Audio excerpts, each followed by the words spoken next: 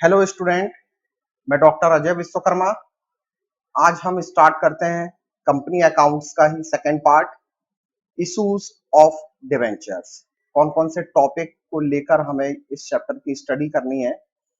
सबसे पहले है meaning and features of a debenture.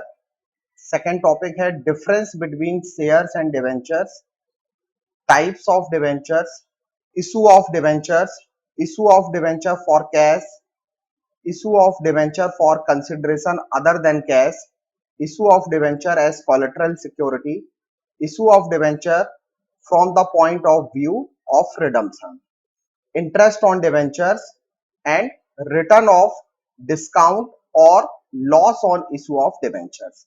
ये सब टॉपिक हम वन बाय वन स्टडी करेंगे। तो हम फर्स्ट टॉपिक पर आते हैं, मीनिंग। तो डिवेंचर्स क्या होता है पहले तो ये समझ लेते हैं। डिवेंचर्स जब कंपनी लोन लेती है तो उस लोन के बदले में जो सर्टिफिकेट देती है उसे डिवेंचर्स कहा जाता है। डिवेंचर्स को परचेस करने वाला डिवेंचर्स होल्डर होता है, जिस पर कंपनी की एक सील लगी होती है और जो एविडेंस होता है किसका, कि कंपनी के द्वारा लोन लिया गया है और जिस पर कंपनी एक निश्चित मींस एक सर्टेन परसेंटेज से क्या पे करती है, इंटरेस्ट पे करती है उस डिवेंचर्स होल्डर को जिन्होंने कंपनी के डिवेंचर्स को खरीदा हुआ है और जिन्होंने कंपनी को लोन दिया हुआ है। उसका जो इंटरेस्ट रेट होगा वो बिल्कुल फिक्स होगा। पर्टिकुलर अगर मान लीजिए 5% डिवेंचर्स हैं तो 5% इंटरेस्ट पे करेगी कंपनी उस डिवेंचर्स होल्डर को, और अगर कंपनी ने 6% मेंशन किया हुआ है डिवेंचर्स के आगे तो कंपनी 6% इंटरेस्ट पे करेगी पर एनम हर साल उस डिवेंचर्स होल्डर को। और डिवेंचर्स होल्डर को यह भी बताया जाएगा कि उसने जो अमाउंट कंपनी को दी हुई है एज अ लोन वो कंपनी कब रिटर्न करेगी, मींस उसका भी कंपनी एक टाइम पीरियड बताएगी और जो उस सर्टिफिकेट में मेंशन होगा। According to section 230 of companies act 2013 के अकॉर्डिंग क्या परिभाषा दी गई है, क्या डेफिनेशन दी गई है। तो डिवेंचर्स में क्या क्या इंक्लूड्स किए जाते हैं, डिवेंचर्स स्टॉक और बॉन्ड्स और एनी अदर इंस्ट्रूमेंट जो कंपनी के द्वारा लिए गए जो भी लोन है, जो भी डेप्ट है, उनको बताता है। अब ये डेप्ट जो होते हैं ये कंपनी की जो भी एसेट्स है उस पर फ्लोटिंग चार्ज उनका है कि नहीं है, ये भी उस सर्टिफिकेट में मेंशन किया जाता है। अब फ्लोटिंग चार्ज क्या होते हैं, जनरली जब कंपनी लोन लेती है तो उन डिवेंचर्स होल्डर को वो क्या इशू करती है, डिवेंचर इशूड करती है। तो डिवेंचर्स होल्डर को भी एक रिटर्न में एक कंसेंट चाहिए होता है कि उनका लोन अगर कंपनी पे ना कर पाएगी फ्यूचर में तो क्या वो कंपनी की एसेट्स पर फ्लोटिंग चार्ज होगा कि नहीं होगा। तो वो भी मेंशन किया जाएगा उस डिवेंचर्स के सर्टिफिकेट में कि इन केस अगर डिवेंचर्स होल्डर को अपनी अमाउंट फ्यूचर में ना मिल पाए तो कंपनी की कौन सी एसेट्स को वो सेल करके अपना अमाउंट ले सकता है। इसको बोला जाता है floating charge on companies assets. और वो भी मेंशन करेगी अपने सर्टिफिकेट में कि उनका फ्लोटिंग चार्ज है कि नहीं। अगर नहीं है तो इन केस अगर कंपनी फ्यूचर में उन डिवेंचर्स होल्डर का अमाउंट पे नहीं कर पाती है तो उन डिवेंचर्स होल्डर को राइट नहीं होगा कि कंपनी की किसी भी एसेट्स को वो ले सकें और अपना अमाउंट क्लियर करवा सकें। जिन डिवेंचर्स होल्डर का फ्लोटिंग चार्ज है तो सिर्फ वही क्या कर सकते हैं, कंपनी की एसेट्स को टेक ओवर कर सकते हैं इन केस जब उनका लोन अमाउंट ना मिलने की उम्मीद हो।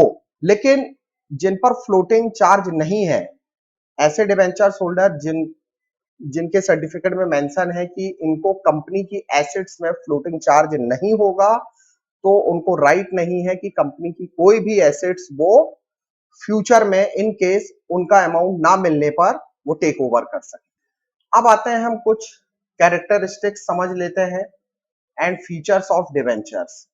सबसे पहले ये एक फॉर्म ऑफ सर्टिफिकेट के फॉर्म में होता है debentures.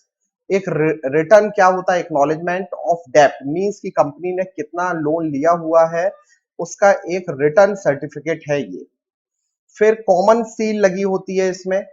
Repayment of principal, means कि उस डिवेंचर होल्डर ने कंपनी को जो लोन दिया हुआ है, कंपनी अब उस सर्टिफिकेट में मेंशन करेगी कि जो हमने लोन लिया है वो हम कब उसका रीपेमेंट करेंगे, और वो डेट भी मेंशन करेगी कंपनी की किस ईयर में, किस टाइम पीरियड के बाद हमने जो लोन लिया हुआ है वो पे करेंगे। फिक्स इंटरेस्ट रेट होगा कि जो भी सर्टिफिकेट है डिवेंचर्स में उसमें इंटरेस्ट का रेट फिक्स होगा। जैसे फॉर एग्जांपल कंपनी ने 9% अगर बताया हुआ है तो उस डिवेंचर्स होल्डर को हर साल 9% क्या मिलेगा, डिवेंचर इंटरेस्ट मिलेगा। डिवेंचर में और may not be secured, means debentures अभी मैंने बताया floating charge on companies assets, और नहीं भी हो सकता है, मींस उनका फ्लोटिंग चार्ज कंपनी की एसेट्स पर हो भी सकता है और नहीं भी हो सकता है, वो उस सर्टिफिकेट में मेंशन किया जाएगा। Debenture constitute the borrowed fund of the company, कहने का मतलब कि डिवेंचर्स कंपनी के लिए एक लोन की तरह है, एक उधार ली गई रकम की तरह है, एक उधार लिया गया फंड की तरह है जो कंपनी को फ्यूचर में पे करना है। अब आते हैं बॉन्ड पर। तो बॉन्ड और डिवेंचर्स दोनों जनरली सिमिलर हैं, बस थोड़ा सा बेसिक डिफरेंस ये है कि दोनों ही क्या है, एक रिटर्न इंस्ट्रूमेंट है। दोनों क्या बताते हैं कि कंपनी ने लोन लिया हुआ है, बस डिफरेंस पॉइंट क्या है कि डिवेंचर्स में इंटरेस्ट का रेट बिल्कुल फिक्स होगा, लेकिन बॉन्ड में इंटरेस्ट का रेट प्री डिफाइंड नहीं किया जाता। इस पे भी इंटरेस्ट पे होता है बॉन्ड में, और डिवेंचर्स में भी इंटरेस्ट पे होता है, लेकिन डिवेंचर्स का इंटरेस्ट प्री डिफाइंड होता है, मींस पहले से ही फिक्स होता है, जबकि बॉन्ड का जो इंटरेस्ट रेट है वो प्री डिफाइंड नहीं होता है, मींस पहले से फिक्स नहीं होता है। पहले क्या हुआ करता था कि बॉन्ड सिर्फ है ना गवर्नमेंट ही इशू किया करते थे, लेकिन अब आजकल सेमी गवर्नमेंट और नॉन गवर्नमेंट ऑर्गेनाइजेशंस ये भी बॉन्ड इशू करने लगे हैं। बस दोनों में बेसिक डिफरेंस है, इसमें इंटरेस्ट रेट डिवेंचर्स में प्री डिफाइंड होगा, जबकि बॉन्ड में क्या होता है, इंटरेस्ट रेट प्री डिफाइंड नहीं होता है। अब आते हैं डिफरेंस में शेयर्स एंड डिवेंचर्स। तो शेयर्स और डिवेंचर्स में क्या बेसिक डिफरेंस है, तो कुछ इन पॉइंट्स को लेकर डिफरेंस किया गया है। फर्स्ट है share holder is an owner of the company. जैसा कि हमने शेयर कैपिटल जब चैप्टर पढ़ा था तो हमने आपको बताया था कि जो इक्विटी शेयर होल्डर होते हैं वो कंपनी के क्या होते हैं, ओनर होते हैं। लेकिन जो डिवेंचर्स को परचेज करने वाले जो भी व्यक्ति होते हैं वो डिवेंचर्स होल्डर होते हैं, और वो एक्सटर्नल ऑफ कंपनी कहलाते हैं, जिनको क्रेडिटर्स बोला जाता है कि इन्होंने कंपनी को लोन दिया हुआ है, इसलिए ये कंपनी के क्या है, क्रेडिटर्स हैं। और return return on share is known as dividend. Company share holders को क्या पे करती है, डिविडेंड पे करती है, जबकि डिवेंचर्स होल्डर को एक फिक्स रेट से क्या पे करती है, इंटरेस्ट पे करती है। अब आते हैं charge versus appropriation. Dividend is an appropriation out of profit, कहने का मतलब डिविडेंड तभी डिस्ट्रीब्यूट किया जाएगा जब कंपनी के पास प्रॉफिट होगा, लेकिन इंटरेस्ट डिवेंचर्स होल्डर को मिलता है। इंटरेस्ट कब पे किया जाएगा, जब चाहे प्रॉफिट हो या प्रॉफिट ना हो, मींस लॉस भी अगर होगा तो भी कंपनी को इंटरेस्ट पे करना ही करना है, बिल्कुल सर्टेन फिक्स है। कंपनी को प्रॉफिट हो या लॉस हो, डिवेंचर्स पर इंटरेस्ट पे करना ही है। इशू एट डिस्काउंट, कभी भी शेयर्स को डिस्काउंट पर इशू नहीं किया जा सकता है, लेकिन डिवेंचर्स को कंपनी डिस्काउंट पर भी इशू कर सकती है। वैसे 3 कंडीशन होती है, एट पार की, एट प्रीमियम की, एट डिस्काउंट की। तो शेयर को डिस्काउंट पर इशू नहीं किया जाता है, जबकि डिवेंचर्स को डिस्काउंट पर इशू कर सकते हैं। Security, share are not secured by any charge on assets. Share कभी भी कंपनी की जो एसेट्स होती है उस पर अपना चार्ज नहीं रख सकते हैं, मींस चाहे प्रेफरेंस शेयर होल्डर हो या इक्विटी शेयर होल्डर हो, वो कभी भी कंपनी को अपनी अमाउंट मिलने या ना मिलने पर कभी भी कंपनी की जो एसेट्स है उस पर चार्ज नहीं रख सकते हैं। हो सकता है फ्यूचर में उनका अमाउंट डूब जाए तो वो कंपनी की किसी भी एसेट्स को टेक ओवर नहीं करेंगे, जबकि डिवेंचर्स होल्डर जो है अगर वो चार्ज रखते हैं उस एसेट्स पर तो वो उनका अमाउंट ना मिलने पर वो उस एसेट्स को टेक ओवर कर सकते हैं जिसपे उनका फ्लोटिंग चार्ज है। Convertibility, share can not be converted into debentures. ये ध्यान रखना है, शेयर्स जो है जैसे प्रेफरेंस शेयर्स जो है वो कन्वर्ट हो जाते हैं, लेकिन किस में कन्वर्ट होते हैं, वो इक्विटी शेयर्स में कन्वर्ट होते हैं, लेकिन कभी भी प्रेफरेंस शेयर्स जो है वो डिवेंचर्स में कन्वर्ट नहीं किए जाएंगे। और जबकि डिवेंचर्स को ना हम न्यू डिवेंचर्स में भी कन्वर्ट करवा सकते हैं और चाहे तो उनको इक्विटी शेयर्स में भी कन्वर्ट करवा सकते हैं। इनको कन्वर्ट करवाया जा सकता है, इक्विटी शेयर्स में भी कन्वर्ट करवाया जा सकता है और न्यू डिवेंचर्स में भी कन्वर्ट करवाया जा सकता है। वोटिंग राइट, शेयर होल्डर्स को, जो भी इक्विटी शेयर होल्डर होते हैं उनको कंपनी की मीटिंग्स में बुलाया जाता है, उनको वोटिंग राइट्स होते हैं, जबकि डिवेंचर्स होल्डर को कोई भी किसी भी प्रकार का वोटिंग राइट नहीं होता है। अब difference between share holders and debentures holder. Share holder is the owner, यही जो इक्विटी शेयर होल्डर होते हैं वही कंपनी के ओनर होते हैं, जबकि डिवेंचर्स होल्डर क्या होते हैं, कंपनी के लिए क्रेडिटर होते हैं और ये बताते हैं कि हमने कंपनी को लोन दिया है और कंपनी हमें हमारा लोन एक टाइम के बाद पे कर देगी।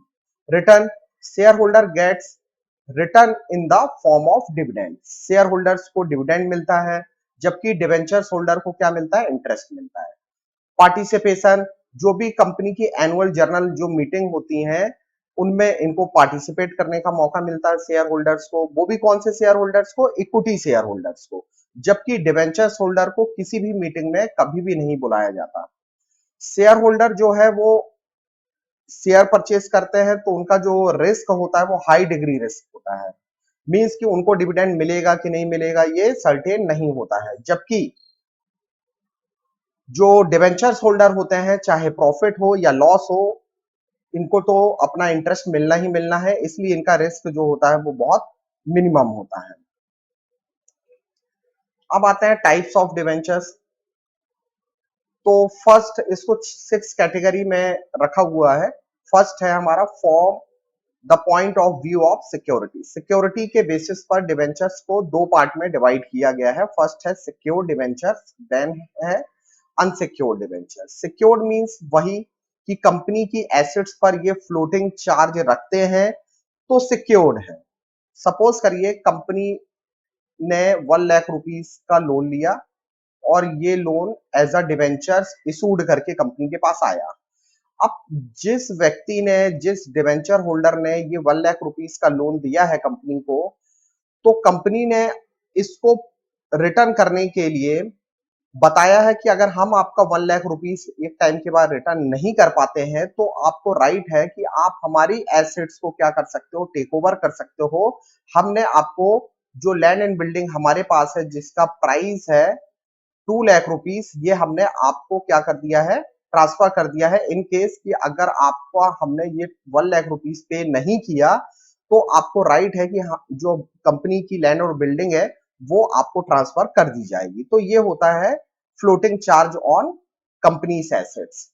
तो मोर्गेज डिवेंचर्स वही है, मोर्गेज का मतलब गिरवी रख लेना, कुछ ना कुछ हमने जो लोन दिया हुआ है उसके बदले में हमें कंपनी की कोई ना कोई एसेट्स जो है वो गिरवी रख दी जाए कंपनी के द्वारा, तो उससे क्या होता है, हमारा लोन जो होता है वो सिक्योर हो जाता है।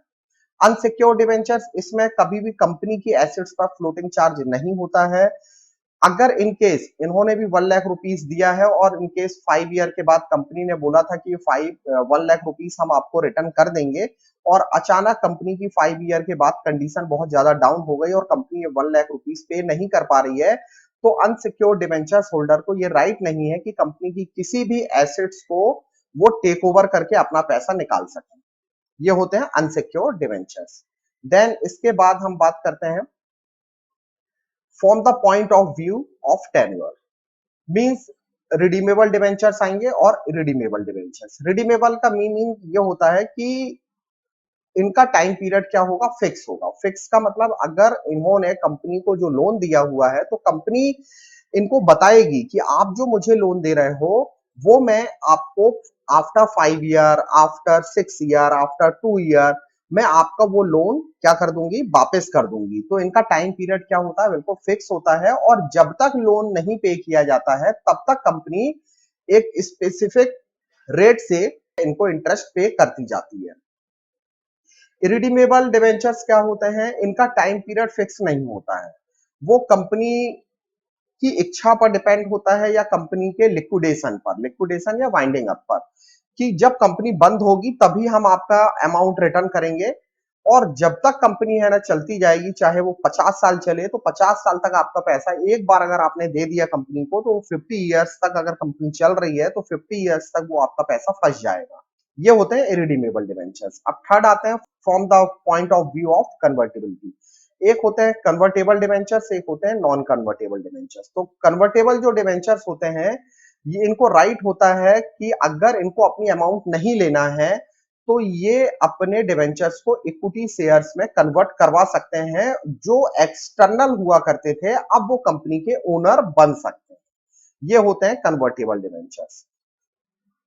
और दूसरे होते हैं नॉन कन्वर्टेबल, इनको राइट नहीं होता, इनको तो एक टाइम के बाद अपनी अमाउंट लो और घर जाओ। मींस आपको कंपनी से जुड़ना है अगर, तो आप अपने डिवेंचर्स को फिर से, मतलब इनका तो पेमेंट ले लो आप, और जो भी आपको पेमेंट मिली है उससे आप फिर से कंपनी की परचेज कर सकते हो, शेयर्स परचेज कर सकते हो, आप चाहो तो न्यू डिवेंचर्स परचेज कर सकते हो। लेकिन इनको कन्वर्ट नहीं करवा सकते आप, ना तो इक्विटी शेयर में कन्वर्ट करवा सकते हो, ना प्रेफरेंस शेयर्स में, और ना ही न्यू डिवेंचर्स में। फोर्थ आते हैं from the point of view of coupon rate. इसमें क्या होता है कि कूपन रेट से ही ना डिवेंचर्स का इंटरेस्ट है ना पे किया जाता है। कूपन रेट में अगर लिखा हुआ है डिवेंचर्स के आगे 14% है तो 14% क्या मिलेगा, इनको इंटरेस्ट मिलेगा। मतलब स्पेसिफिक रहेगा, इनका इंटरेस्ट रेट जो होगा वो बिल्कुल फिक्स होगा। और वो डिवेंचर्स के आगे जो भी सर्टिफिकेट है उसमें मेंशन होगा। तो हर साल जो भी कंपनी प्रॉफिट कमाए या ना कमाए, इनका जो इंटरेस्ट रेट है वो बिल्कुल फिक्स होगा। जीरो कूपन रेट इंटरेस्ट, इसमें ना जो रेट आप देख रहे हैं डिवेंचर्स के आगे वो बिल्कुल फिक्स नहीं होता है। तो ऐसा जरूरी नहीं है, हो सकता है इस साल कंपनी का प्रॉफिट कम हुआ तो इंटरेस्ट रेट भी कंपनी क्या कर दे, कम कर दे। और हो सकता प्रॉफिट ज्यादा हो तो इंटरेस्ट रेट भी ज्यादा दे दे। तो फिक्स नहीं है यहाँ पर। लेकिन यहाँ पर क्या होगा, इंटरेस्ट का जो रेट है वो बिल्कुल फिक्स होगा। अब आते हैं from the point of view of registration. Means एक रजिस्टर्ड डिवेंचर्स होते हैं और एक बेयरर डिवेंचर्स होते हैं। रजिस्टर्ड मींस जो कंपनी के रिकॉर्ड में होते हैं और जो कंपनी के रजिस्टर में उनकी एंट्री रहती है, इसलिए इनको रजिस्टर्ड डिवेंचर बोला जाता है। और दूसरा होता है बेयरर, मतलब जो यहां वहां ट्रांसफर आराम से हो जाते हैं, उसमें पर्टिकुलर किसी का नाम मेंशन नहीं होता है। और उनका इंटरेस्ट है ना उसी को मिलता है जिसके पास क्या है, कूपन है। कूपन दिखाकर है ना क्या करे, वो अपना इंटरेस्ट ले ले। और यहां वहां मतलब एक इंसान से दूसरे इंसान के पास ट्रांसफर होता जाता है। और इनका जो इंटरेस्ट है वो मिलता है किससे, कूपन से। जब आप कूपन लेकर आएंगे तभी आपको इंटरेस्ट मिलेगा। फिर लास्ट है हमारा from the point of view of priority. Means first debenture होते हैं, इनको प्रियोरिटी होती है कि सबसे पहले कंपनी इनका इंटरेस्ट पे करे, क्योंकि इनको प्रायोरिटी है कि सबसे पहले इनको ही क्या मिलना चाहिए, इंटरेस्ट मिलना चाहिए। इसलिए इनको फर्स्ट डिवेंचर बोला जाता है। और second debenture means first debenture को पेमेंट करने के बाद, मींस उनका इंटरेस्ट पे करने के बाद फिर इनको इंटरेस्ट दिया जाता है। अब आते हैं disclosure in the balance sheet, कि मींस डिवेंचर्स को कंपनी अपनी बैलेंस शीट में कैसे शो करती है। तो अब हम आते हैं 3 डिफरेंट केसेस देखने वाले हैं यहां पर हम। तो फर्स्ट केस है हमारा, debentures are shown under the head non current liability. आपने बैलेंस शीट देखी है, बैलेंस शीट जो वर्टिकल फॉर्म में न्यू बैलेंस शीट आई हुई है, उसमें एक होता है इक्विटी एंड लायबिलिटी। उसमें हमारे 4 मेजर हेड है। तो 4 मेजर हेड में से हमारा जो थर्ड नंबर का मेजर हेड है नॉन करंट लायबिलिटी वाला, एंड सब हेड है क्या, लॉन्ग टर्म बोरिंग। तो जो लॉन्ग टर्म बोरिंग है उसका सब हेड है, उसके अंदर हमको डिवेंचर्स को शो करना है। मींस मेजर हेड क्या होगा, नॉन करेंट लायबिलिटी होगा, और उसका सब हेड कौन सा होगा, लॉन्ग टर्म बोरिंग, जो फर्स्ट नंबर पर आता है।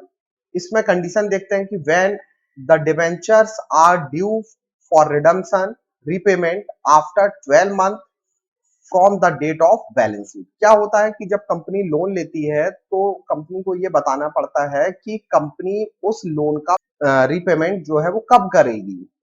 अगर कंपनी ने उसका पेमेंट आफ्टर 12 मंथ रखा है, मतलब 1 साल के बाद रखा हुआ है, तो वो कंपनी के लिए नॉन करंट लायबिलिटी मानी जाएगी। नॉन करंट लायबिलिटी मींस 12 महीने के बाद, क्योंकि उसका पेमेंट हो रहा है। तो अब एग्जांपल के थ्रू समझते हैं। कृष्णा लिमिटेड ने 10,000 डिवेंचर्स, उनके आगे स्पेसिफिक रेट ऑफ इंटरेस्ट दिया हुआ है, 11% है, और एक डिवेंचर्स की प्राइस रखी है 100 रुपीज। तो कंपनी ने 10,000 डिवेंचर 100 रुपीज के हिसाब से 10 लाख रुपीज का लोन जो है वो पब्लिक से लिया हुआ है। कब लिया है ये, 1 अप्रैल 2018 को। और कंपनी इनका रिडम्पशन कब करेगी, 31 अक्टूबर 2020 को करेगी। तो पहले हम डेट देख लेते हैं कि लोन कब लिया है। 18 में लोन लिया है और 20 में क्या करने वाली है, पेमेंट करने वाली है। तो ये टाइम पीरियड 1 साल से ज्यादा हुआ। तो 1 साल से ज्यादा जब टाइम पीरियड के लिए लोन लिया जाता है तो ये कंपनी अपनी इसको बैलेंस शीट में कैसे शो करेगी, तो ये कंपनी के लिए बन जाएगा नॉन करेंट लायबिलिटी। तो हम आते हैं बैलेंस शीट में। तो बैलेंस शीट में हमारा जो फर्स्ट है इक्विटी एंड लायबिलिटी साइड, उसमें long term boring means long term boring किस में आएगा, नॉन करेंट लायबिलिटी में आएगा। तो नॉन करेंट लायबिलिटी में लॉन्ग टर्म बोरिंग में ही कंपनी अपना 10 लाख रुपए का 10 लाख रुपीस का लोन शो करेगी और इसके लिए नोट बनाएगी। और इस नोट टू अकाउंट्स में जो कंपनी मेंशन करेगी कि 10,000 डिबेंचर्स थे, 100 रुपीज का एक था, और उनके आगे 11% डिबेंचर्स इसलिए लिखा गया है क्योंकि जो भी इस 10 लाख रुपीज का लोन कंपनी ले रही है उनको 11% इंटरेस्ट पे करेगी। और जब इसका नोट टू अकाउंट बनाएंगे, क्योंकि ये वन रिप्रेजेंट कर रहा है कि आपको इसका नोट देखना है, और नोट में क्या डिस्क्रिप्शन है कि लॉन्ग टर्म बोरिंग में आ रहा है 10,000 इंटू 100 इक्वल टू 10 लाख। तो ये 10 लाख रुपीस का जो है लोन कंपनी अपनी लायबिलिटी में दिखा रही है। अब ये हो गया कि कंपनी ने 12 महीने के बाद क्या किया है, पेमेंट किया है। अब आते हैं हम सेकंड कंडीशन में, केस नंबर 2 में, कि कंपनी लोन ले रही है और debenture are shown under the head current liability. अब ध्यान देना, करंट लायबिलिटी वाले हेड में शो करेगी कब, क्योंकि जब कंपनी अगर लोन ले रही है और उस लोन का रीपेमेंट अगर 12 महीने के अंदर अंदर कर रही है या ऑपरेटिंग साइकिल के अंदर अंदर वो पे कर रही है। अब ऑपरेटिंग साइकिल क्या होता है इस पर डिस्कशन हमारा आगे होगा। तो अभी बस आपको ये समझना है कि अगर कंपनी ने लोन लिया है और कंपनी उसका पेमेंट विद इन 12 मंथ के अंदर कर देती है या विद इन ऑपरेटिंग साइकिल कर देती है, तो वो कंपनी की नॉन करंट लायबिलिटी से कन्वर्ट होके करंट लायबिलिटी में चला जाएगा वो, और हेड में चला जाएगा, वो अदर करंट लायबिलिटी में चला जाएगा। क्यों, क्योंकि रीजन है यहां पर, देखो कि कंपनी ने जो लोन लिया हुआ था, आप देखेंगे तो कंपनी ने लोन लिया था 10 लाख रुपीस का। कंपनी बता रही है कि ये पूरा 10 लाख रुपए जो है वो हम 1 साल के अंदर नहीं पे करने वाले। पूरा 10 लाख रुपीस का जो लोन दिख रहा है आपको, ये 10 लाख रुपीस, ये 10 लाख रुपीस कंपनी 1 साल के अंदर पे नहीं करेगी। इसका कुछ पार्ट मींस जैसे इसमें से 2 लाख रुपए या इसमें से 3 लाख रुपीस ही हम 12 महीने के अंदर पे करने वाले हैं। तो जब कंपनी ने जो लॉन्ग टर्म लोन लिया हुआ है उसका कुछ पार्ट अगर वो विद इन द 12 मंथ पे करती है, तो इस टॉपिक को जो बोला जाता है कि कंपनी ने लोन लिया कौन सा, लॉन्ग टर्म, लेकिन उसका कुछ पार्ट अगर वो विद इन द 12 मंथ पे कर रही है, तो ये होगा हमारा second case. Debenture are shown under the head current liability as current maturities of long term debt. Means long term debt है हमारा, लेकिन उसकी मैच्योरिटी हम कब कर रहे हैं, विद इन द 12 मंथ। तो वो किस हेड में चला जाएगा, वो लॉन्ग टर्म बोरिंग में नहीं जाएगा, वो अदर करंट लायबिलिटी में आ जाएगा। एग्जांपल से समझते हैं। वही एग्जांपल हमने लिया है लेकिन उसका पार्ट ऑफ डिबेंचर, मतलब हमने बोला 3000 डिबेंचर्स का पेमेंट हम जो है, हमारे पास तो 10,000 डिबेंचर्स है, उसमें से केवल 3000 डिबेंचर्स का ही हम payment within the 12 month कर रहे हैं। तो 3000 debentures at the rate 100 each equal to 3 lakh. तो कंपनी 3 लाख रुपीस, देखो बाकी तो लॉन्ग टर्म बोरिंग में वो कितना दिखाएगी, 7 लाख रुपीस। क्यों? क्योंकि ये लॉन्ग टर्म है और ये चला जाएगा किसमें, नॉन करेंट लाइबिलिटी में चला जाएगा। 1 नंबर का जो नोट होगा हमारा वो लॉन्ग टर्म बोरिंग में आएगा। 7000 डिबेंचर्स का पेमेंट तो आफ्टर 12 मंथ होगा, तो इसलिए 7000 into 100 equal to 7 lakh rupees जो है, ये 7 लाख रुपीस जो है ये आफ्टर 12 मंथ पे करेगी कंपनी। लेकिन उसमें से 3000 डिबेंचर्स, उसका पेमेंट तो कंपनी अभी कर रही है। तो उसका पेमेंट अगर अभी कर रही है, विद इन द 12 मंथ कर रही है, तो वो तो कंपनी के लिए लॉन्ग टर्म होगा नहीं।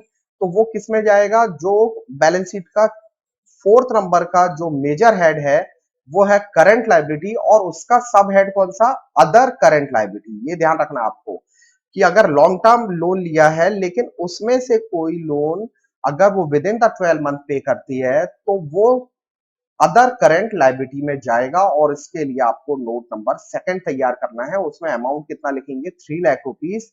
तो यहां लिखेंगे हम current maturity of long term date. तो 3000 11% डिवेंचर ऑफ 100 ईच, तो टोटल अमाउंट कितना हमको लिखना है अदर करंट लाइबिलिटी में, 3 लाख रुपीस। अब थर्ड केस में आते हैं। ये हो सकता है कि अब कंपनी ने लोन लिया है लेकिन लॉन्ग टर्म लोन नहीं है, मींस कि कंपनी ने लोन लिया और डिवेंचर्स होल्डर को बोल दिया कि विद इन द 12 मंथ आपका हम पेमेंट कर देंगे पूरा। तो अब ये बिल्कुल न्यू एग्जांपल है कि कंपनी ने लोन लिया है तो वो करंट लाइबिलिटी तो होगा, लेकिन हेड जो है ना, सब हेड वो चेंज हो जाएगा, वो आ जाएगा शॉर्ट टर्म बोरिंग में। क्यों? क्योंकि कंपनी ने अब पूरा लोन जो लिया है और उसको विद इन द 12 मंथ पे कर रही है। लॉन्ग टर्म लोन है ही नहीं। अगर लॉन्ग टर्म लोन होता और उसका कुछ पार्ट वो विद इन द 12 मंथ पे करती तो फिर वो अदर करंट लाइबिलिटी में चला जाता, अदर करंट लाइबिलिटी में चला जाता, जैसा कि आप यहां देख रहे हैं अदर करंट लाइबिलिटी में चला गया 3 लाख रुपीस। लेकिन यहां तो कंपनी ने जितना भी लोन लिया है, मींस 100% लोन लिया है और 100% का payment within the 12 month है, तो फिर वो शॉर्ट टर्म बोरिंग में जाएगा। ये ध्यान रखना है आपको। आप देखेंगे यहां पर विद इन द 12 मंथ की कंडीशन है। सपोज कृष्णा लिमिटेड ने 10,000 डिवेंचर इशूड किए हैं, रेट ऑफ इंटरेस्ट रहेगा 11% और एक डिवेंचर की प्राइस है 100 रुपीज।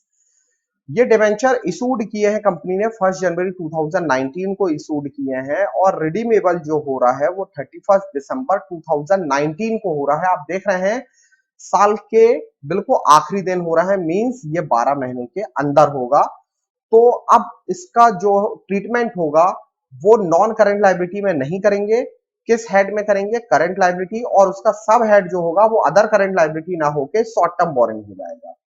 तो शॉर्ट टर्म बोरिंग में नंबर 1 लिखेंगे और 10 लाख रुपीस का लोन हो गया, क्योंकि 10,000 इंटू 100 के हिसाब से मल्टीप्लाई किया तो 10 लाख रुपीस का लोन आ गया। अब शॉर्ट टर्म बोरिंग जो है उसमें हमने जो नोट बनाया है उसका डिस्क्रिप्शन यहां लिखना पड़ेगा नोट टू अकाउंट्स में कि 10,000 11% डिवेंचर ऑफ 100 ईच, तो इक्वल टू 10 लाख। अब आते हैं इसके बाद नेक्स्ट टॉपिक है हमारा कि जब कोई कंपनी अपने डिवेंचर्स को इशूड करती है तो वो कितनी कंडीशन में इशूड कर सकती है, 3 कंडीशन में।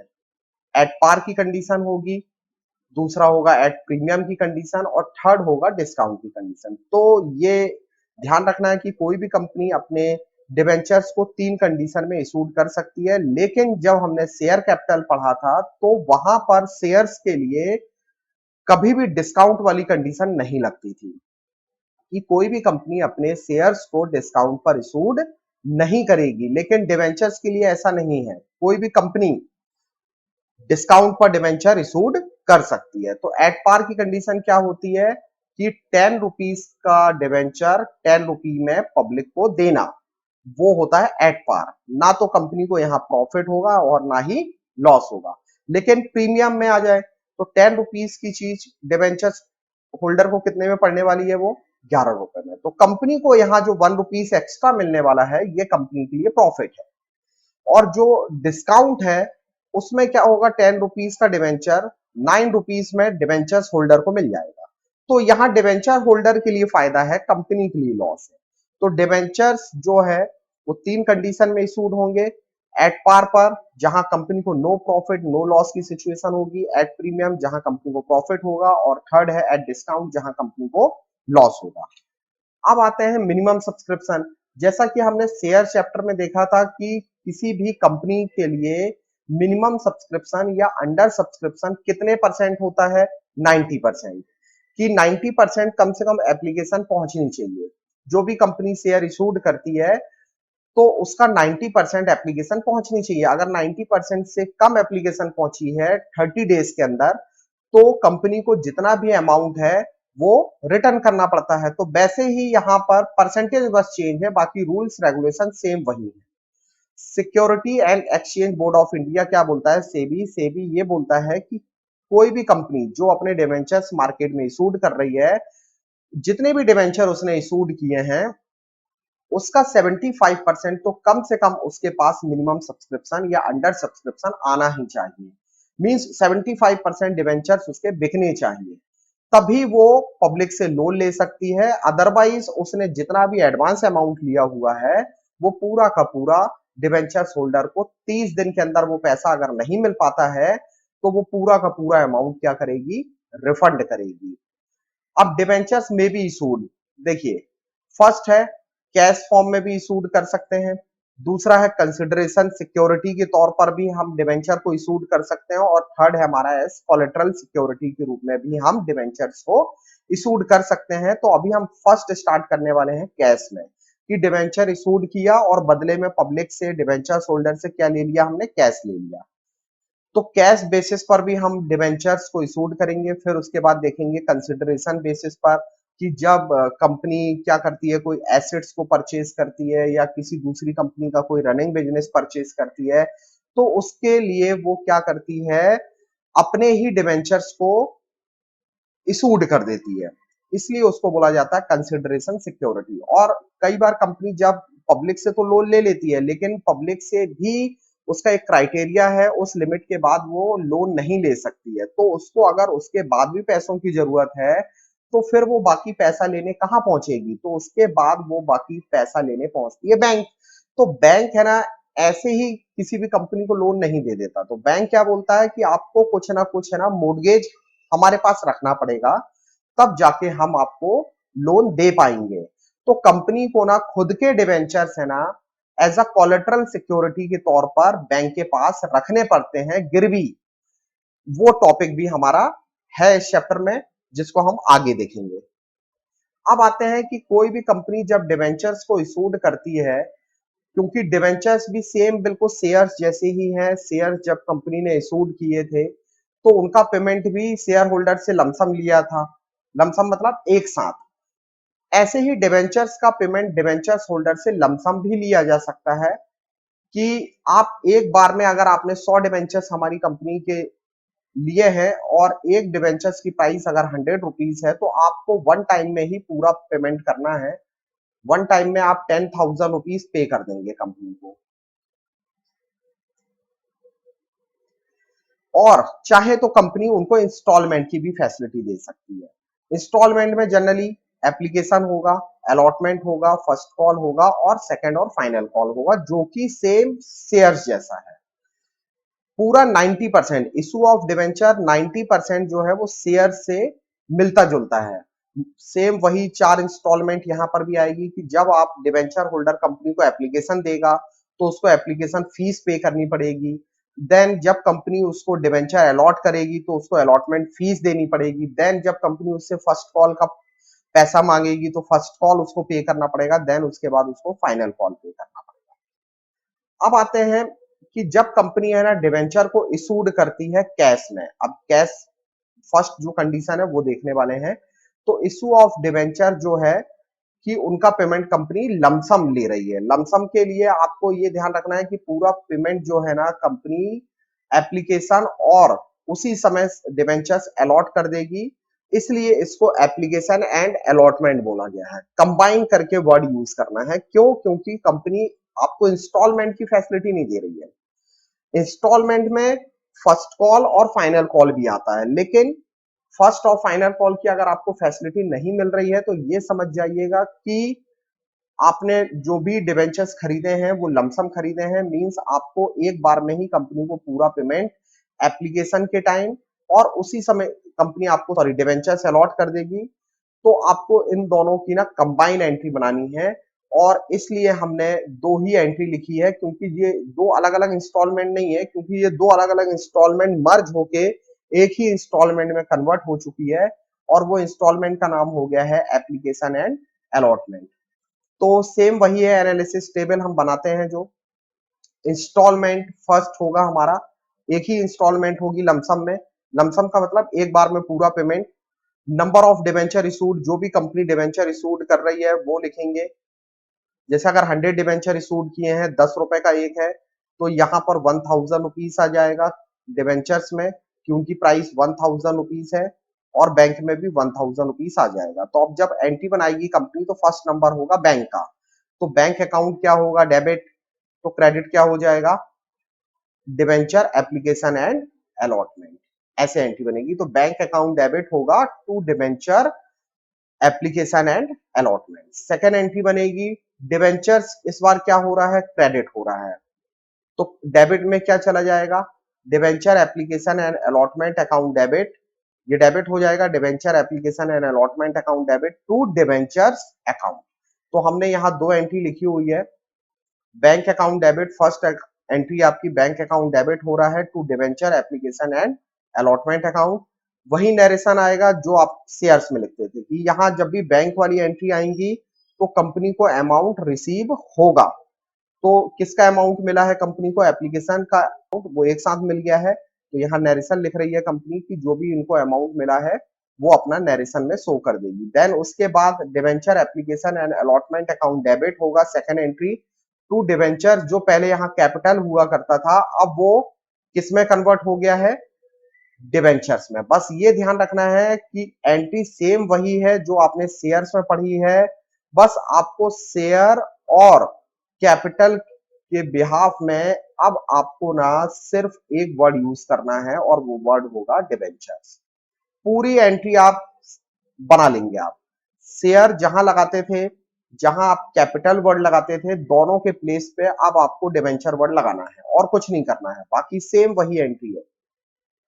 तो bank account debit to debenture, जहां हम पहले शेयर लगाते थे अब डिवेंचर एप्लीकेशन अलॉटमेंट कर दिया। पहले हम लगाते थे share application allotment account debit, अब हम क्या कर रहे हैं, debenture application allotment account debit to capital करते थे पहले, तो अब कैपिटल के प्लेस पर आपको यहाँ डिवेंचर यूज करना है। तो पहले एप्लीकेशन बनी, ट्रांसफर होती थी कैपिटल अकाउंट में, अब लेकिन किस अकाउंट में ट्रांसफर हो जाएगी, वो डिवेंचर्स अकाउंट। अब आते हैं, अगर कंपनी ने इंस्टॉलमेंट की फैसिलिटी दी हो तो कैसे करेंगे। इंस्टॉलमेंट में जनरली फिर वही 4 इंस्टॉलमेंट होगी, वो डिपेंड करेगा कंपनी की 4 इंस्टॉलमेंट दे रही है। कई बार थर्ड कॉल तक आ जाता है, तो बहुत रेयर क्वेश्चन में होता है ऐसा कि थर्ड कॉल तक पहुंचे कंपनी, नहीं तो 4 इंस्टॉलमेंट तो फिक्स है। फर्स्ट इंस्टॉलमेंट होगी आपकी एप्लीकेशन, सेकंड होगी अलॉटमेंट, थर्ड होगी फर्स्ट कॉल और फाइनल कॉल होगी सेकंड कॉल। अब हमारा एंट्री का सीक्वेंस भी वही है, कैपिटल के प्लेस में हमने यहाँ डिवेंचर कर दिया है और डिवेंचर क्या हो जाएगा, क्रेडिट हो जाएगा और बैंक क्या हो जाएगा, डेबिट हो जाएगा। बस आपको शेयर और कैपिटल के प्लेस में आपको कौन सा वर्ड यूज करना है, सिर्फ डिवेंचर वर्ड यूज करना है, ये ध्यान रखना है। फर्स्ट एंट्री बनाते हैं, फर्स्ट एंट्री है बैंक की, तो बैंक क्या हो गया, डेबिट हो गया, तो क्रेडिट क्या हो जाएगा, एप्लीकेशन। सेकंड एंट्री पर आते हैं, तो सेकंड एंट्री है डिवेंचर की, तो डिवेंचर क्या हो जाएगा, क्रेडिट हो जाएगा, तो डेबिट क्या हो जाएगा, एप्लीकेशन। तो debenture application account debit to debenture account. Third entry again debentures की है, तो डिवेंचर्स क्या हो जाएगा, क्रेडिट हो जाएगा, तो डेबिट क्या हो जाएगा, अलॉटमेंट, तो debenture allotment account debit to debentures account. Fourth number पर आते हैं, तो फोर्थ नंबर है बैंक, बैंक क्या होगा, डेबिट, तो क्रेडिट क्या हो जाएगा, अलॉटमेंट, तो bank account debit to debenture allotment account. Fifth number पर आते हैं, अगेन फिफ्थ नंबर किसका है, डिवेंचर्स का, तो डिवेंचर क्या हो रहा है, क्रेडिट हो रहा है, तो डेबिट क्या हो जाएगा, फर्स्ट कॉल, तो debenture first call account debit to debenture account. फिर सिक्स नंबर पर आते हैं, तो बैंक अकाउंट डेबिट हो रहा है टू डिवेंचर फर्स्ट कॉल। फिर उसके बाद सेवंथ नंबर पर आते हैं, तो डिवेंचर अगेन क्रेडिट हो गया, तो डेबिट क्या हो जाएगा, सेकेंड और फाइनल कॉल अकाउंट डेबिट हो गया, टू डिवेंचर अकाउंट क्रेडिट हो गया। और लास्ट एंट्री है बैंक, बैंक क्या हो जाएगा डेबिट, और क्रेडिट क्या हो जाएगा डिवेंचर सेकेंड और फाइनल कॉल। तो हमने ये पूरी एंट्रीज यहाँ लिखी हुई है, आप देख सकते हैं यहाँ पर। फर्स्ट एंट्री हमारी bank account debit to debenture application account, second entry है debenture application account debit to debenture account, third entry है debenture allotment account debit to debentures account, fourth है bank account debit to debenture allotment account, fifth है debenture first call account debit to debentures account, फिर sixth है bank account debit to debenture first call account, seventh है debenture second और final call account debit to debentures account, और last है हमारी bank account debit to debenture second और final call. जब भी आप बैंक वाली एंट्री बनाए, नंबर 1, नंबर 4, नंबर 6, नंबर 8, तो आपको इन एंट्रीज में अमाउंट रिसीव होगी। अगर आपने फर्स्ट नंबर की एंट्री बनाई है तो एप्लीकेशन अमाउंट रिसीव होगा आपको, फोर्थ नंबर बनाई है तो आपको अलॉटमेंट अमाउंट रिसीव होगा, आपने सिक्स नंबर की एंट्री बनाई है तो आपको फर्स्ट कॉल का अमाउंट रिसीव होगा, और एट्थ नंबर की एंट्री बनाओगे तो आपको फाइनल कॉल का अमाउंट रिसीव होगा। जब आप है ना थर्ड नंबर की एंट्री बनाते हो, फिफ्थ नंबर की एंट्री बनाते हो और सेवंथ नंबर की एंट्री बनाते हो तो अमाउंट ड्यू होता है। अब जैसे यहाँ पर अलॉटमेंट का अमाउंट क्या होगा, ड्यू होगा, फिफ्थ नंबर पे फर्स्ट कॉल का अमाउंट ड्यू होगा, और सेकंड कॉल और फाइनल कॉल में सेवंथ नंबर पर ये अमाउंट ड्यू हो जाएगा। बस आपका नरेशन चेंज होता है सेकंड नंबर का, कि यहाँ पर एप्लीकेशन मनी जो है वो ट्रांसफर होती है कहां पर, डिवेंचर्स अकाउंट में। बस सेकंड नंबर का ही नरेशन आपको थोड़ा सा ध्यान रखना है, बाकी तो सब सेम है। अब आते हैं कि जब कोई कंपनी है ना अपने डिवेंचर्स को इशूड करती है एट पार पर, मींस ना तो कंपनी को प्रॉफिट होगा और ना ही लॉस होगा। 10 रुपए का डिवेंचर अगर 10 रुपए में इशूड किया है, 100 रुपए का डिवेंचर अगर 100 रुपए में इशूड किया है, तो वो एट पार की सिचुएशन होती है। तो अब उससे रिलेटेड एक क्वेश्चन है कि कंपनी ने 10,000 डिवेंचर इशूड किए हैं, 6% इसके आगे मेंशन है, इसका मतलब है कि कंपनी जब कभी भी अपने डिवेंचर्स होल्डर को इंटरेस्ट पे करेगी तो वो 6% पर एनम के हिसाब से इंटरेस्ट पे करेगी। और कंपनी ने 10,000 डिवेंचर इशूड किए हैं और एक डिवेंचर्स की जो प्राइस है वो 10 रुपीज है। तो कंपनी ने कितने का लोन लिया हुआ है पब्लिक से, 1 लाख रुपीज का। हम इन दोनों का मल्टीप्लाई कर देंगे तो पता चल जाएगा कि टोटल लोन जो है वो कंपनी को मिलने वाला है 1 लाख रुपीज का। अब कंपनी ने इस 10 रुपीज को क्या किया है, ब्रेक कर दिया है अलग अलग इंस्टॉलमेंट में। एप्लीकेशन पर उसने 3 रुपीज दे दिए हैं, अलॉटमेंट पर उसने 4 रुपीज कर दिए हैं, और फर्स्ट एंड फाइनल कॉल केवल उसने बताया है कि फर्स्ट कॉल ही हमारी फाइनल कॉल है, आपको सेकंड कॉल का मौका हम नहीं दे पाएंगे। तो यहाँ पर 3 ही इंस्टॉलमेंट कंपनी आपको दे रही है। फर्स्ट हो गया आपका एप्लीकेशन 3 रुपीज का, अलॉटमेंट हो जाएगा हमारा 4 रुपीज का, और फाइनल कॉल हो जाएगा हमारा 3 रुपीज का। तो ऐसा करने के बाद ये टोटल बनता है 10 रुपीज। और हमारा जो एनालिसिस टेबल है उसमें हमने तीनों इंस्टॉलमेंट को लिख लेना है, application, allotment and first and final call. यहाँ आएंगे नंबर ऑफ डिवेंचर इशूड, जो भी कंपनी ने डिवेंचर इशूड किए हैं तीनों इंस्टॉलमेंट के सामने आप लिखेंगे वही नंबर्स। अब क्या करना है आपको, 10,000 डिवेंचर्स हो गए, एप्लीकेशन फीस 3 रुपए हो गई, तो मल्टीप्लाई किया तो 30,000 हो गया डिवेंचर्स का अमाउंट, और सेम अमाउंट आपका बैंक में आ जाएगा 30,000। सेम यहाँ 10,000 इंटू 4 करेंगे तो ये 40,000 हो जाएगा डिवेंचर्स का, ये 40,000 हो जाएगा बैंक का, और ये 30,000 हो जाएगा डिवेंचर का, और ये 30,000 हो जाएगा बैंक का। अब हमें एंट्री का सीक्वेंस बस याद होना चाहिए। फर्स्ट नंबर बैंक का होता है, सेकंड नंबर डिवेंचर्स का होता है, थर्ड नंबर डिवेंचर्स का होता है, फोर्थ नंबर बैंक होता है, फिफ्थ नंबर डिवेंचर्स का होगा, और सिक्स नंबर बैंक का होगा। तो जब हम एंट्री बनाएंगे तो एंट्री सेम वैसे ही बनाना है जैसे हमने अभी पीछे देखा हुआ है। हम फर्स्ट नंबर पर बैंक बना रहे हैं तो बैंक हमेशा क्या हो जाएगा, डेबिट हो जाएगा, तो क्रेडिट क्या हो जाएगा, डिवेंचर एप्लीकेशन। लेकिन जो भी आप डिवेंचर होंगे उनके आगे आपको 6% मेंशन करना जरूरी है, क्योंकि आपके क्वेश्चन में 6% दिया हुआ है। तो जब आप इसकी एंट्री बनाओगे तो एंट्री बनेगी bank account debit to 6% debenture application account, और सेकेंड एंट्री बनाएंगे जब आप, तो 6% debenture application account debit to 6% debentures account.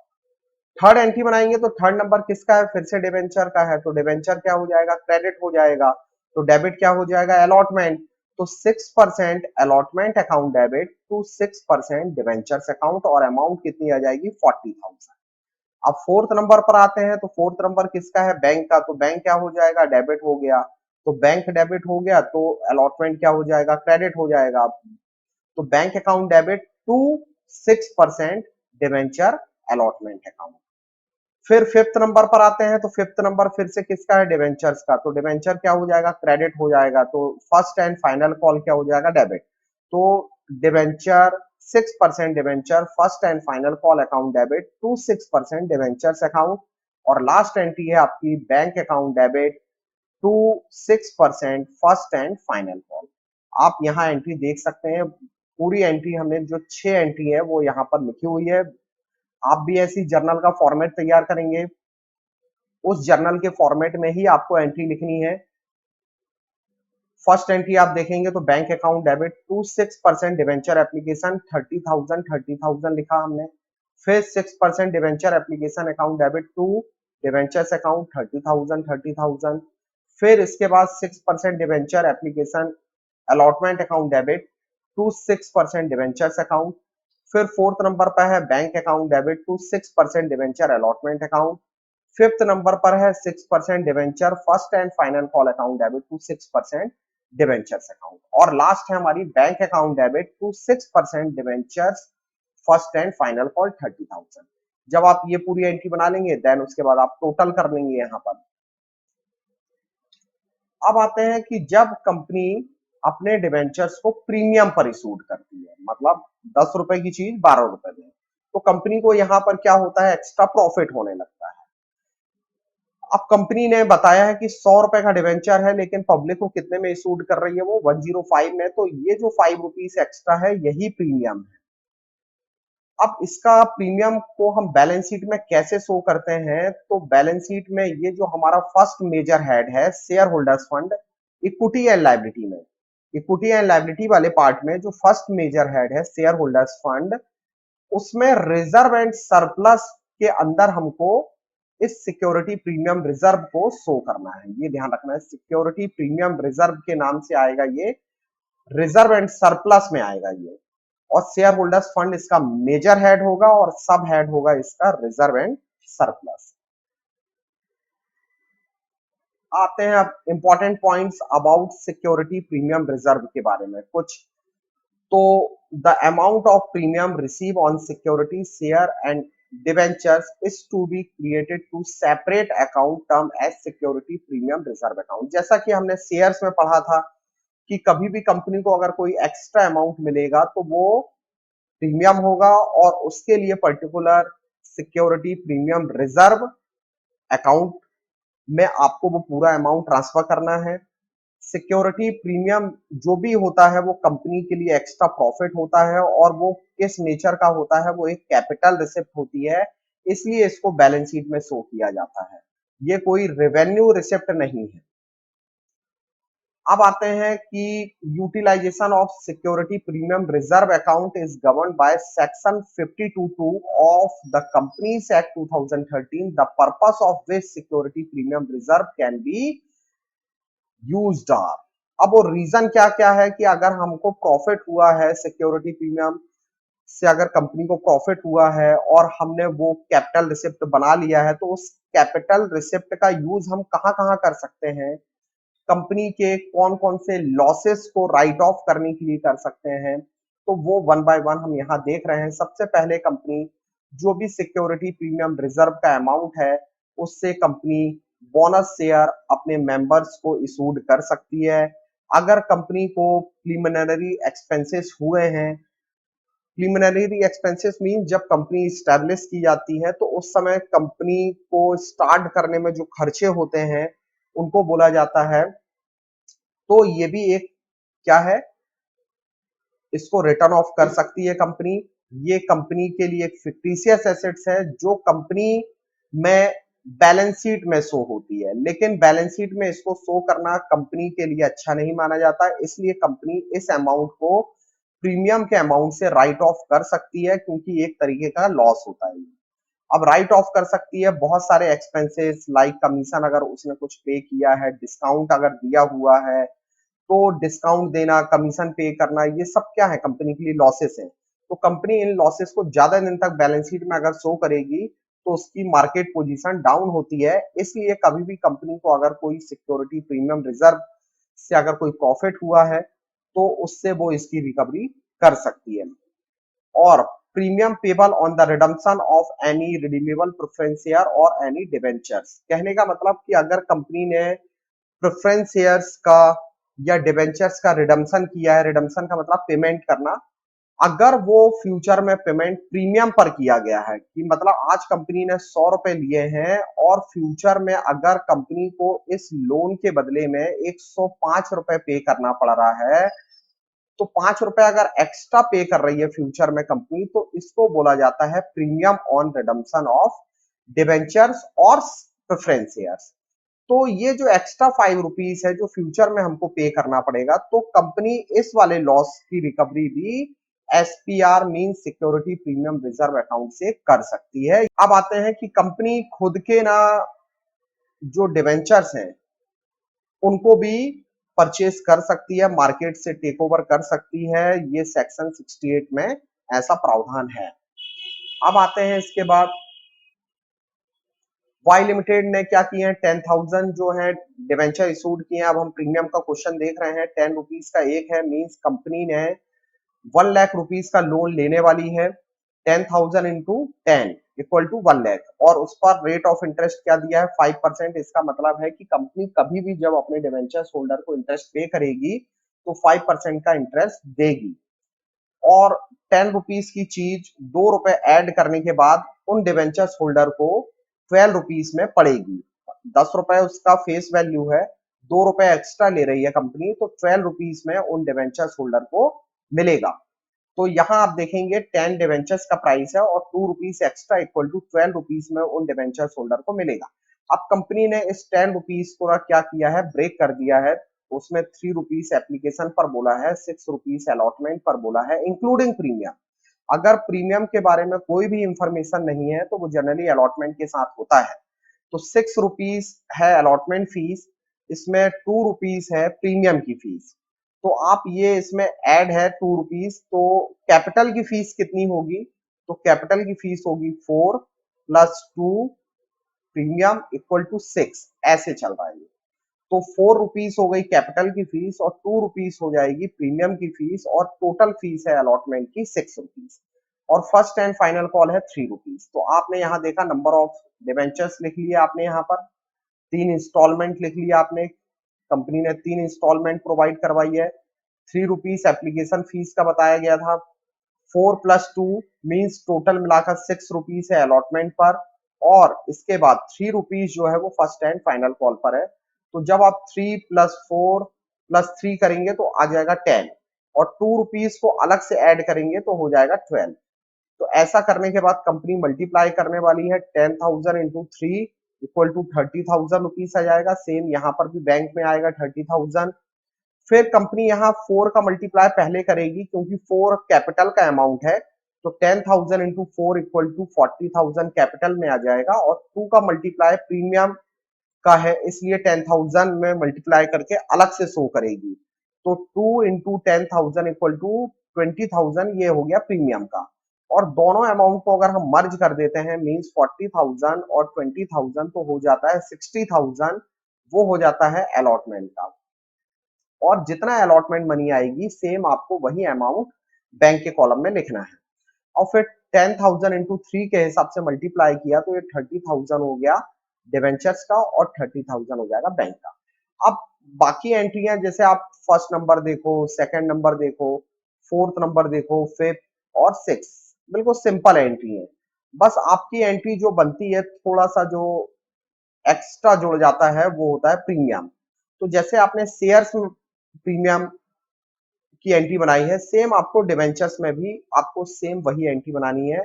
बस आपको क्या ध्यान रखना है, शेयर और कैपिटल के प्लेस में डिवेंचर यूज करना है। तो ये एंट्री बन रही है, हम बना रहे हैं थर्ड नंबर की एंट्री। थर्ड नंबर की एंट्री है डिवेंचर्स की। डिवेंचर्स क्या हो जाएगा, क्रेडिट हो जाएगा, और डेबिट क्या हो जाएगा, अलॉटमेंट। तो 5% डिवेंचर अलॉटमेंट अकाउंट डेबिट हो जा रहा है टू 5% डिवेंचर्स अकाउंट। ये तो हमारी नॉर्मल एंट्री है। यहाँ पर कंपनी को ये 20,000 रुपीज का क्या हुआ है, प्रॉफिट हुआ है, क्योंकि सिक्योरिटी प्रीमियम रिजर्व जो है वो कंपनी के लिए प्रॉफिट है। और नॉमिनल अकाउंट का रूल्स होता है कि जितने भी प्रॉफिट और लॉसेस होते हैं वो सब क्या होते हैं, क्रेडिट होते हैं। इसलिए हम यहाँ पर एसपीआर के नाम से क्रेडिट कर देंगे एक्स्ट्रा जो कंपनी को प्रॉफिट हुआ है 20,000 रुपीज का। डिवेंचर्स में हम कितना अमाउंट लिखने वाले हैं, डिवेंचर्स में लिखने वाले हैं 40,000 रुपीज, और दोनों का जो सम होगा वो होगा 60,000 रुपीज, वो आ जाएगा डिवेंचर्स अलॉटमेंट में। और बाकी एंट्रीज जैसे फर्स्ट वाली है बैंक अकाउंट डेबिट होगा टू डिवेंचर एप्लीकेशन अकाउंट, तो उसमें 30,000 आ जाएगा। फिर सेकंड नंबर की एंट्री बनाएंगे तो डिवेंचर एप्लीकेशन अकाउंट डेबिट हो जाएगा टू डिवेंचर्स क्रेडिट हो जाएगा 30,000 से। फिर थर्ड वाली एंट्री बस आपको ध्यान रखना है जहां पर प्रीमियम आ रहा है, तो प्रीमियम कंपनी के लिए प्रॉफिट है, इसलिए वो क्या हो जाएगा, क्रेडिट हो जाएगा। एंट्री बन जाएगी debenture allotment account debit to debentures account और टू एसपीआर। और बाकी फोर्थ वाली बैंक अकाउंट डेबिट हो जाएगा टू डिवेंचर अलॉटमेंट हो जाएगा। फिफ्थ आ जाएगा debenture first call account debit to debentures account 30,000 आ जाएगा। और सिक्स नंबर बैंक का है तो bank account debit to debenture first and final call. अब थर्ड कंडीशन हमारी कि जब कंपनी अपने डिवेंचर्स को डिस्काउंट पर इशूड करती है, कहने का मतलब 100 रुपए की चीज को वो 97 रुपीज में सेल कर रही है, तो यहां पर कंपनी को क्या हो जाता है, एक लॉस होता है।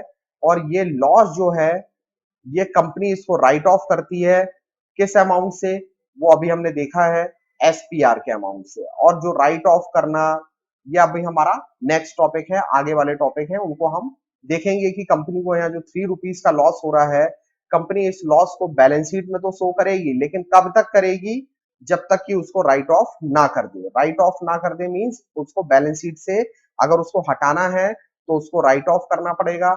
अब ये राइट ऑफ 1 साल के अंदर करना चाहती है या कई साल लगाना चाहती है, वो अभी हम आगे वाले टॉपिक्स में देखेंगे। When the debenture are issued at a discount, the company incurs a loss. ये एक तरीके का लॉस होता है। In the absence of any information, discount on issue of debenture जो है is allowed at the time of allotment. आपने जैसे प्रीमियम पढ़ा है कि अगर कोई इंफॉर्मेशन ना हो तो प्रीमियम जनरली अलॉटमेंट के साथ होता है, तो वैसे ही अगर डिस्काउंट की कोई इंफॉर्मेशन नहीं है तो डिस्काउंट भी किसके साथ होगा, वो होगा अलॉटमेंट के साथ। The amount demanded on allotment is generally assumed to be net of discount unless state otherwise. कहने का मतलब यह है कि अगर आपके क्वेश्चन में मेंशन नहीं है कि अलॉटमेंट फीस दी है, लेकिन पर्टिकुलर मेंशन नहीं है कि अमाउंट उसमें माइनस हो चुकी है उस फीस से या नहीं हुई है, तो उसको हमेशा लेस किया हुआ माना जाएगा। जैसे अगर सपोज करो एक आपको 4 रुपीज की अमाउंट दी हुई है अलॉटमेंट की, और मेंशन नहीं है कि ये आफ्टर डिस्काउंट है या बिफोर डिस्काउंट है, तो ये हमेशा आफ्टर डिस्काउंट होगी। अगर मान लीजिए 3 रुपए यहाँ पर जो डिस्काउंट है, या चलिए हम 1 रुपीज ले रहे हैं, डिस्काउंट का 1 रुपीज है, 4 रुपीज है यहाँ पर अलॉटमेंट फीस।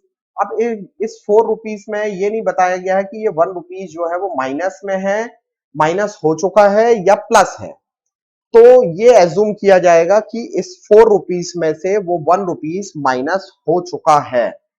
मींस अलॉटमेंट की जो टोटल फीस रही होगी वो रही होगी 5, जिसमें से 1 रुपीज डिस्काउंट है, क्योंकि डिस्काउंट तो माइनस होगा, तो जो अमाउंट बच रही है वो है 4 रुपीज। ये है after deduction of discount. No restriction on maximum limit of discount. Company के लिए कोई भी रेस्ट्रिक्शन नहीं है, कंपनी चाहे तो अपने डिवेंचर्स को जितना चाहे उतने बड़े डिस्काउंट पर इशूड कर सकती है, कोई भी रेस्ट्रिक्शन नहीं है कंपनीज एक्ट 2013 में। अब आते हैं इसके बाद नेक्स्ट पॉइंट है हमारा nature and accounting treatment of discount और loss on issue of discount. क्या होता है, देखो ये जो कंपनी के लिए एक लॉस है, डिस्काउंट एक तरीके का लॉस माना जाता है, और वो लॉस होता है इशू ऑफ डिवेंचर्स पर, कि जब कंपनी अपने डिवेंचर्स को इशूड करती है और अगर उसको उसकी फेस वैल्यू से कम वैल्यू मिलती है तो वो कंपनी के लिए लॉस होता है, और वो लॉस का नेचर होता है कैपिटल नेचर। जैसे सिक्योरिटी प्रीमियम भी एक कैपिटल रिसिप्ट थी, मींस कैपिटल प्रॉफिट था, क्यों? क्योंकि वहां पर 100 रुपीज की चीज को हम 110 में सेल कर रहे थे, तो 10 रुपए का एक्स्ट्रा प्रॉफिट हो रहा था। तो वो प्रॉफिट सिक्योरिटी प्रीमियम रिजर्व है, लेकिन वो एक कैपिटल नेचर की रिसिप्ट होती है। वैसे ही यहाँ पर क्या हुआ कि 100 रुपीज का डिवेंचर्स हमें 90 में सेल करना पड़ा, तो 10 रुपीज का लॉस हुआ। तो वो जो लॉस हुआ वो एक कैपिटल नेचर का लॉस होता है। और कभी भी कंपनी को अगर कैपिटल नेचर का लॉस हो या कैपिटल नेचर का प्रॉफिट हो, ये दोनों के दोनों बैलेंस शीट में शो किए जाते हैं। एसपीआर शो होता है शेयर होल्डर्स फंड, मेन जो बैलेंस शीट का इक्विटी एंड लायबिलिटी का पार्ट है उसमें शेयर होल्डर्स फंड, और उसके अंदर जो सब हेड है रिजर्व एंड सरप्लस, उसमें शो होता है। जबकि loss on issue of debenture जो है, इसका बैलेंस शीट में कैसे ट्रीटमेंट होता है ये अभी हम देखेंगे। एक तरीके का लॉस है, कैसे शो होगा? ये लॉस है तो एसेट्स में शो होगा। अब लेकिन एसेट्स में कौन सी एसेट्स के अंदर आएगा, उसका मेजर हेड क्या होगा और उसका सब हेड क्या होगा? तो बस नेक्स्ट हमारा जो टॉपिक है उसी के ऊपर है। पहले हम अपने इस टॉपिक पर आते हैं जो हमसे मिस ना हो जाए कि इस लॉस की रिकवरी हम कैसे करेंगे। तो अभी आपको बताया था कि इस लॉस की रिकवरी कंपनी को करनी पड़ती है, क्योंकि कंपनी ज्यादा दिन तक इसको अपनी बैलेंस शीट में शो नहीं करती है। क्योंकि अगर ज्यादा समय तक इसको बैलेंस शीट में शो करके रखेंगे तो कंपनी की फाइनेंशियल पोजीशन डाउन हो सकती है। तो कंपनी इसको राइट ऑफ करती है कैपिटल रिजर्व से। और अगर कंपनी के पास कोई सिक्योरिटी प्रीमियम रिजर्व का अमाउंट पड़ा हुआ है, जो सेक्शन 52(2) बोलता है कि अगर कंपनी के पास कोई प्रॉफिट है तो कंपनी इस अमाउंट से भी इस कैपिटल लॉस की रिकवरी कर सकती है। और कंपनी अपने खुद के statement of profit and loss means profit से भी इस लॉस की रिकवरी कर सकती है। अब इन तीनों से अगर इस लॉस की रिकवरी हो रही है तो क्या जर्नल एंट्री बनेगी? Capital reserve, security premium reserve और statement of profit and loss इसलिए डेबिट हुए हैं क्योंकि जब इनसे इस लॉस की रिकवरी की जाएगी तो इनसे इनका जो अमाउंट है ना वो क्या हो जाएगा? कम हो जाएगा। और कम हो जाएगा तो कंपनी के लिए लॉस होगा कि उसकी लायबिलिटी क्या हो रही है? कम हो रही है। और कंपनी की एक एसेट्स क्या हो रही है? Discount on loss on issue of debentures को क्रेडिट करने से ये पता चल रहा है कि कंपनी अपनी फिक्टिशियस एसेट्स को क्रेडिट करके क्या कर रही है? कम कर रही है। अगर देखो लायबिलिटी को डेबिट करते हैं तो इसका मतलब होता है कि वो लायबिलिटी क्या हो रही है? कम हो रही है। ये एक्चुअल में तीनों लायबिलिटी में शो होते हैं। तो इनको डेबिट करने का मतलब है कि कंपनी अपनी लायबिलिटी को डेबिट कर रही है, तो ये बैलेंस शीट से कम हो रहे हैं। और साथ में एसेट्स जनरली डेबिट होने से बढ़ती हैं, लेकिन अगर एसेट्स को हम क्रेडिट कर रहे हैं तो ये क्या हो रही है? कम हो रही है। तो अब ये बैलेंस शीट में शो होना बंद हो जाएगी, क्योंकि कंपनी ने जो एसेट्स पहले शो हो रही थी अब उसको राइट ऑफ कर दिया है कंपनी ने, मींस अपनी बैलेंस शीट से इसको हटा देगी। अब आते हैं वही पॉइंट पर कि जो कैपिटल लॉस हुआ था उसको हम बैलेंस शीट में कैसे शो करें। तो इसके लिए ना ध्यान देना है, द अमाउंट ऑफ डिस्काउंट और loss on issue of debenture means जो भी डिस्काउंट है उसी को हम क्या बोलते हैं? Loss on issue of debenture बोलते हैं। Amount to be return off means within 12 month from the date of balance sheet और within the period of operating cycle. अभी ऑपरेटिंग साइकिल पर हम डिस्कस करेंगे कि ऑपरेटिंग साइकिल क्या होती है। तो अभी तो आपको ये समझना है कि अगर कंपनी ने अपनी लायबिलिटी को, कौन सी लायबिलिटी को?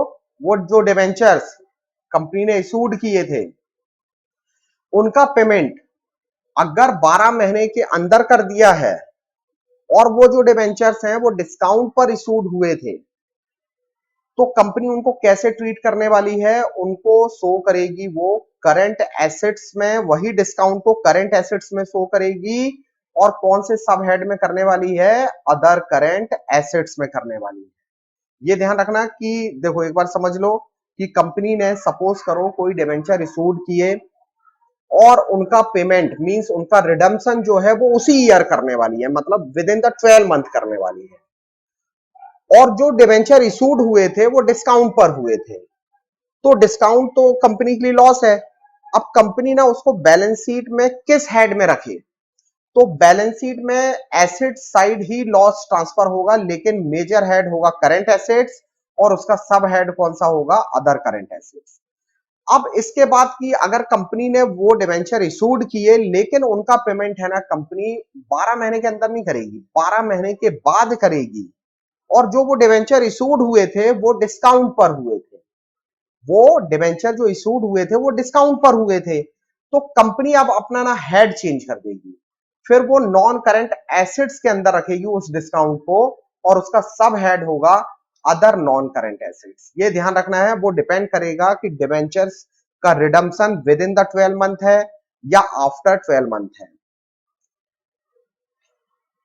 अब आते हैं इसके एग्जाम्पल पर कि डिस्काउंट पर हमको कैसे क्वेश्चन सॉल्व करना है। जैसे यहां पर दिया है कि कंपनी ने 10,000 डिवेंचर इशूड किए हैं, 5% इंटरेस्ट पे होगा, 10 रुपीज का एक डिवेंचर है, 10,000 इंटू 10 का मल्टीप्लाई करते हैं तो 1 लाख रुपीस आ जाता है। टोटल डिवेंचर्स का जो वैल्यू हुआ वो 1 लाख रुपीस हुआ।